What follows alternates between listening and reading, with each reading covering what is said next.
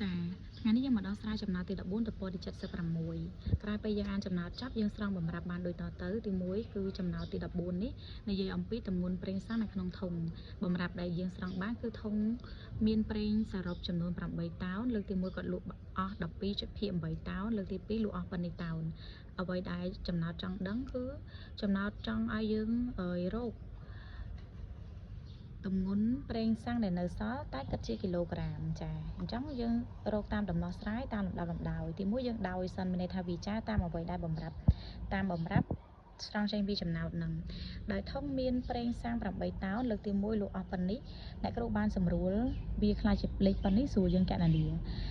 លក់លើកទី2ក៏សម្រួលដែរគឺនៅសល់5/8តោនចា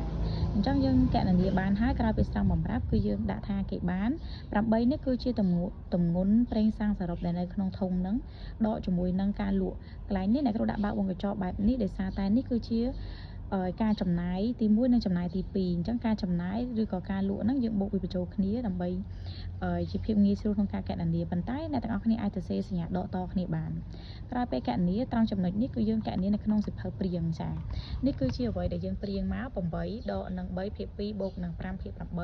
យើងកណនាក្នុងវងកញ្ចក់មុនចាពេលកណនាក្នុងវងកញ្ចក់មកយើងតម្រូវភាពបែងយកភាពបែងរួម8អញ្ចឹង2នេះវាត្រូវ follow 8នេះ2ម៉ានដង8ចាគឺ2 4ដងម្នាក់នេះក៏គុណនឹង4ដែរដោយភាពបែងគុណ4ភាគយកគុណ4ដែរ3 4ដងបាន12យើងបានលេខបែបនេះដល់ឡែកភាពបែង8ភាគយកឲ្យត្រូវគុណណាគេទេអញ្ចឹងដាក់លេខ5មកវិញ12បូក5បាន17 8នៅដដែលដែលឡែក8នេះអត់ទាន់មានភាគបែងទេប៉ុន្តែលេខចំនួនគាត់ទាំងអស់សុទ្ធតែមានភាគបែងគឺភាគបែង1បើចង់ឲ្យ8នេះបានភាគបែង8ដែរលុះត្រាតែ8ទៅគុណនឹងភាគបែង8ដែរ1គុណ8បាន8អញ្ចឹងខ្លះជាភាគបែងរួម8គុណ8បាន64ដល់17ដែលជាភាគយករបស់8នេះយើងនៅសល់លេខ47/8ចាដើម្បីភាពងាយស្រួលយើងដូរវាទៅជាចំនួនទស្សភាពដោយយកភាគយកចែកនឹងភាគបែងចាក្រោយពេលចែកទៅបាន5.875ចាកន្លែងហ្នឹងគឺយើងគិតជាតោនទេអ្វីដែលយើងត្រូវការគឺជាអ្វីដែលចំណោទត្រូវការនោះគិតជាគីឡូក្រាមដូច្នេះហើយយើងធ្វើតាមវិចារដែល1តោនស្មើ1000គីឡូក្រាមកន្លែងនេះយើងសេ kg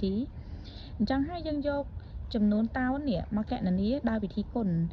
5.875គុណនឹង1000មានន័យថាយើងសរសេរលេខភាគយកនេះមកវិញមកសរសេរលេខ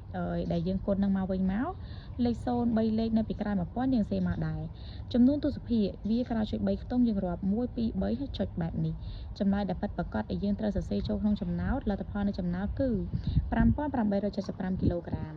ដូច្នេះហើយពេលដែលយើងសរសេរចូលក្នុងដំណោះស្រាយសរសេរតាមលំដាប់លំដោយពិសេសគឺត្រូវបន្ថែមកន្លែងដោយ1តោនស្មើនឹង1000គីឡូក្រាមចាយើងវិចារមកនាំឲ្យ